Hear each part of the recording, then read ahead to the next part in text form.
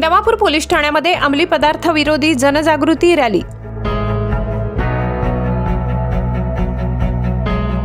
नवापूर अंमली पदार्थ सप्ताहानिमित्त नवापूर पोलीस ठाण्याच्या वतीने जनजागृतीसाठी बाईक रॅलीचे आयोजन करण्यात आले।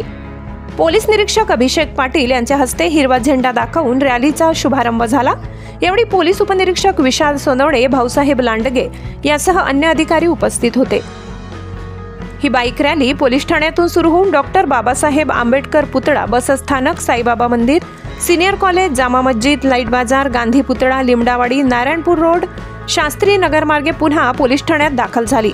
या रॅलीमध्ये 3 पोलीस अधिकारी, 28 पोलीस अंमलदारांनी सहभाग नोंदविला। रॅली दरम्यान नागरिकांना अंमली पदार्थांच्या दुष्परिणामांविषयी माहिती देत जागृती करण्यात आली।